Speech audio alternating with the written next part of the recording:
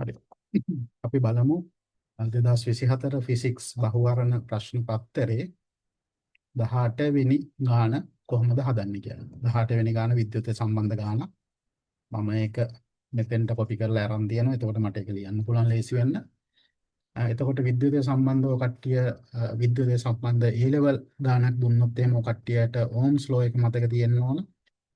ඊට අමතරව කර්ච් of current ලෝ එක මතක තියෙන්න ඕන. කර්ච් ඔෆ් වෝල්ටේජ් ලෝ එක මතක තියෙන්න ඕන.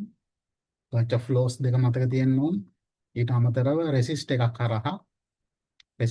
කරහා වෝල්ටේජ් එක V නම් කරන්ට් එක I කියලා කරන්ට් එකක් යනවා නම් මේක හරහා විමෝචනය වෙන ශක්තිය එහෙම නැත්නම් පවර් එක VI. මෙන්න මේක මතක තියෙන්න ඕන. එතකොට මේ V සමාන IR සහ මෙන්න මේක සම්බන්ධ කරලා තවත් ඉක්වේෂන් දෙකක් හදලා තියෙනවා. V වර්ගයේ බෙදීම R සහ I වර්ගය R කියලා. එතන V යුක්ත කරලා ඒක I යුක්ත කරලා ආදේශ කරලා තියෙනවා. අනිත් එකේ V යුක්ත කරලා මෙතෙන්ට ආදේශ කරලා තියෙනවා. එච්චරයි.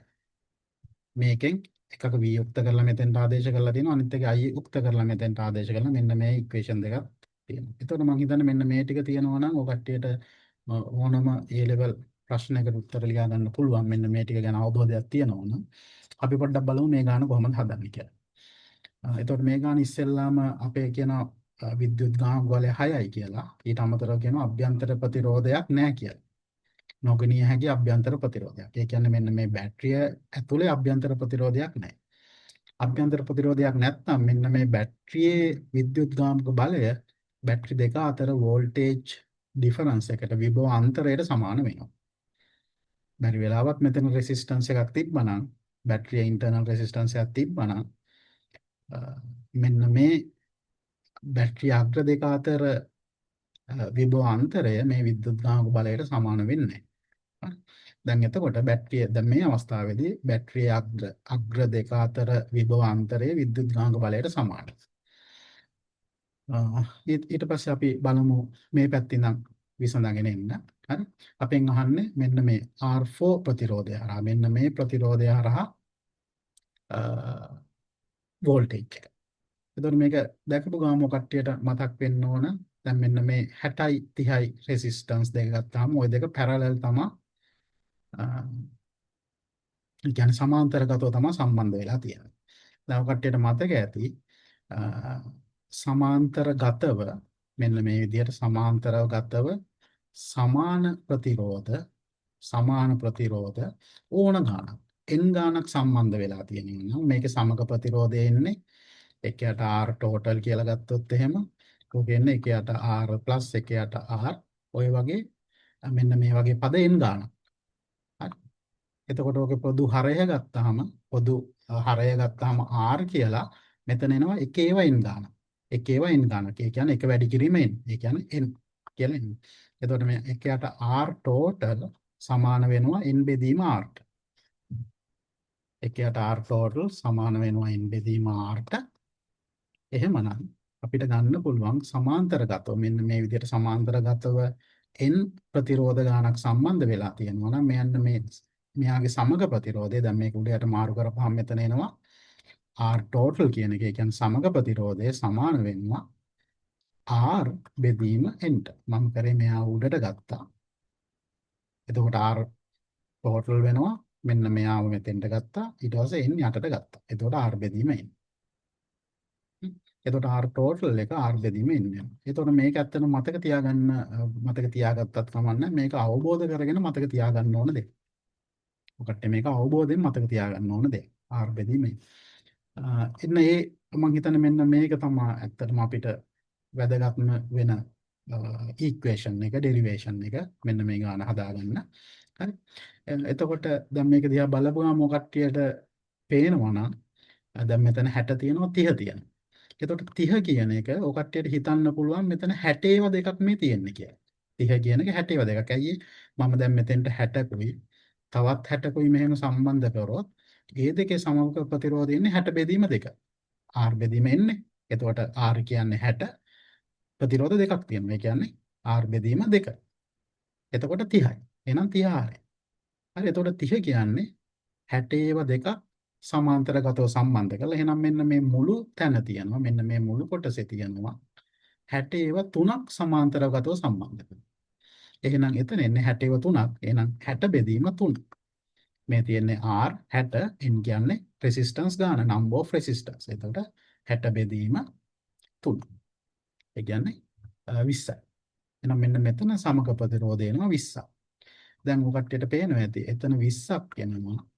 මෙතන තව ප්‍රතිරෝධයක් තියෙනවා 30යි කියලා.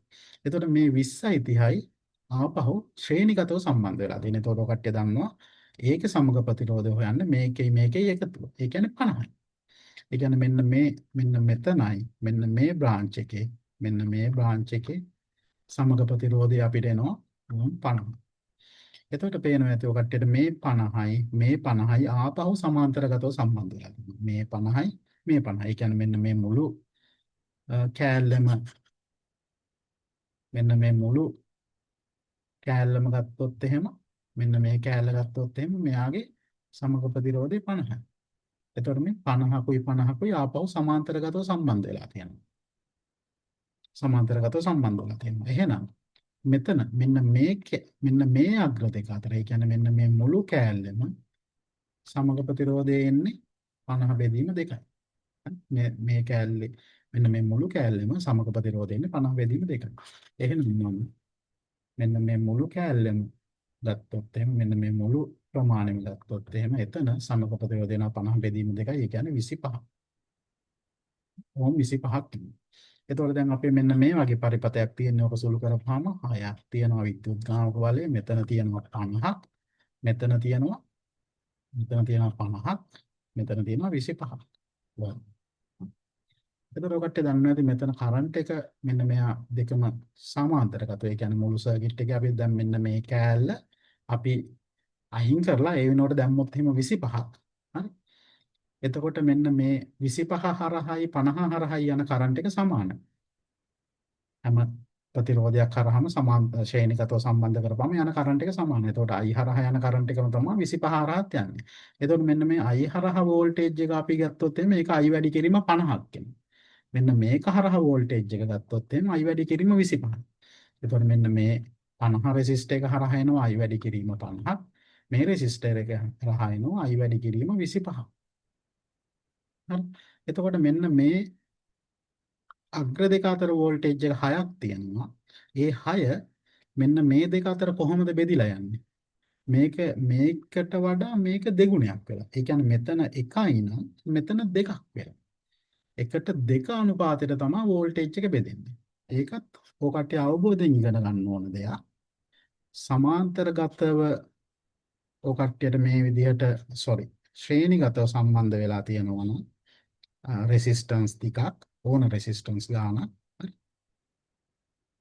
එතකොට මෙන්න මේවා ඔය කට්ටිය දන්න මේ හැම රෙසිස්ටන්ස් එකක් කරාම යන කරන්ට් එක සමානයි I. එහෙනම් මෙන්න මේ එක රෙසිස්ටන්ස් එක අතර වෝල්ටේජ් එක එනවා. මෙයාගේ අපි R1 කියලා ගත්තොත් IR1 මේක අතර විභවාන්තරය එනවා IR2 මේක අතර විභවාන්තරය එනවා IR3 එහෙම. හරි. එතකොට ඔය කට්ටියට වෙන්නේ නැති මෙතන R1 මේ I කියන එක නියතයක්. R1 R2 R3 ට අනුපාත වලට තමයි වෝල්ටේජ් එක බෙදෙන්නේ. හරි. ඒ අනුපාත වලට තමයි වෝල්ටේජ් එක බෙදෙන්නේ. R1 R2 R3 අනුපාත වලට.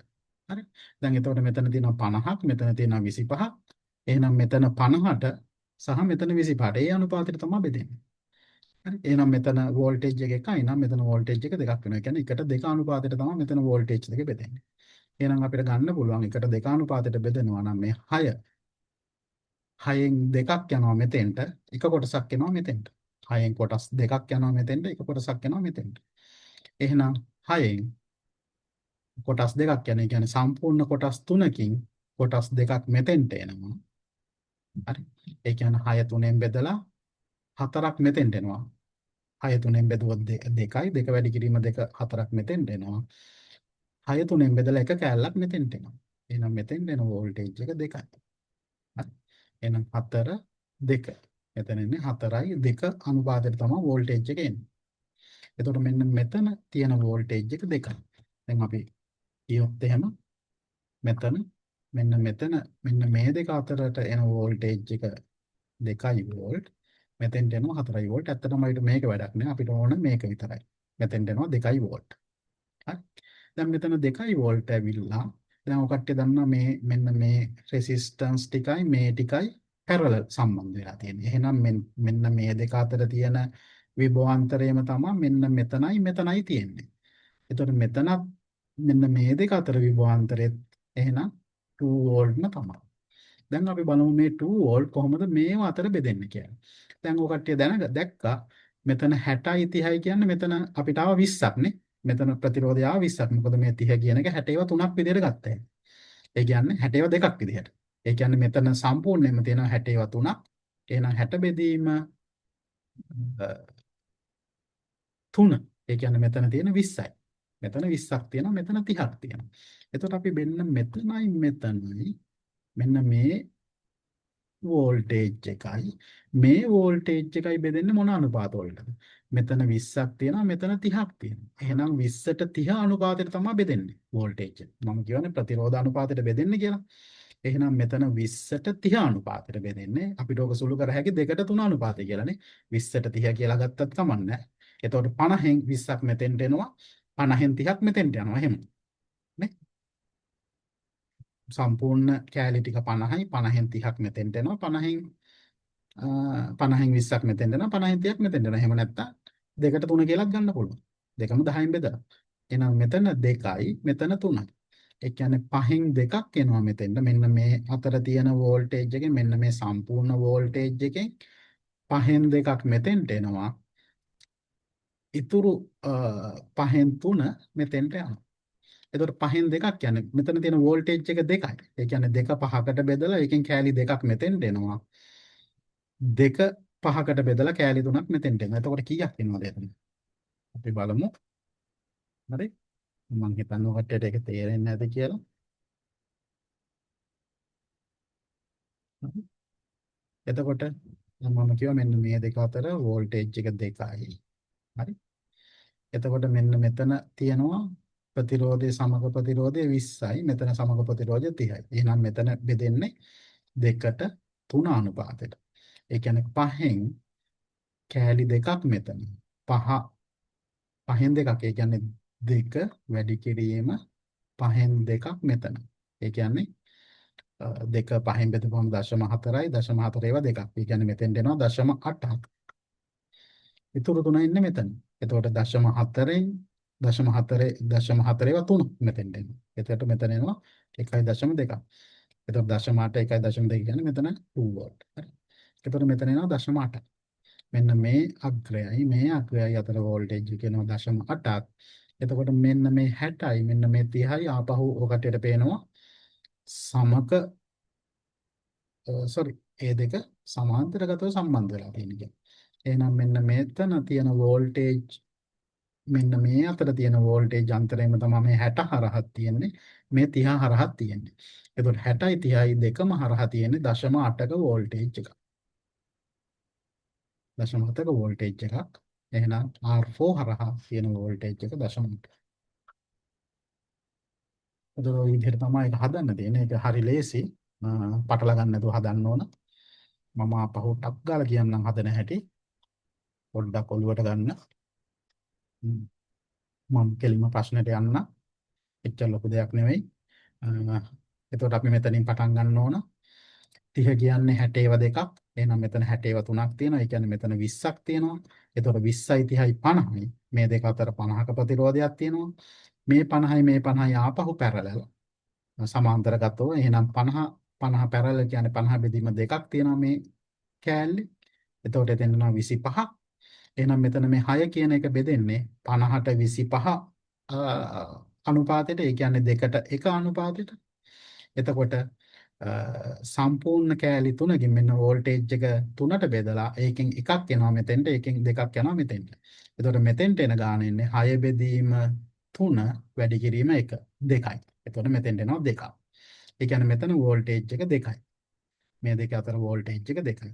ඊට පස්සේ අපි ආපහු මේ කෑල්ලයි ගත්තොත් මෙතන තියෙනවා 20ක ප්‍රතිරෝධයක්. මෙන්න මේ පැරලල් සමාන්තරගතව සම්බන්ධ කරලා තියෙන ප්‍රතිරෝධකයේ තියෙනවා 20ක් ප්‍රතිරෝධය 20ක් තියෙනවා මෙතන 30ක් තියෙනවා. එහෙනම් ආපහු මේ ඒ දෙක බෙදෙන්නේ 20ට 30 අනුපාතයට. මෙන්න මේ වෝල්ටේජ් දෙක බෙදෙන්නේ 20ට 30 අනුපාතයට. ඒ කියන්නේ 2ට 3 අනුපාතයට. ඒ කියන්නේ දෙක පහට බෙදලා කෑලි දෙකක් තමයි මෙතෙන්ට යන්නේ. එතකොට දෙකෙන් දෙක පහෙන් බෙදපුවාම අපිට එනවා 0.4ක්. 0.4 වැඩි කිරීම දෙක කියන්නේ 0.8යි. මෙන්න මේ කෑල්ලට තියෙනවා 0.8ක වෝල්ටේජ් එකක්. එතකොට මේ දෙක සමාන්තරගතව සම්බන්ධ වෙලා තියෙන. ඒ කියන්නේ මේ 0.8 මේ 60 හරහක් තියෙනවා, මේ 30 හරහක් තියෙනවා. R3 හරහක් තියෙනවා, R4 හරහක් තියෙනවා. අපෙන් අහන්නේ R4 හරහා වෝල්ටේජ් ලාභය. ඒක 0.8.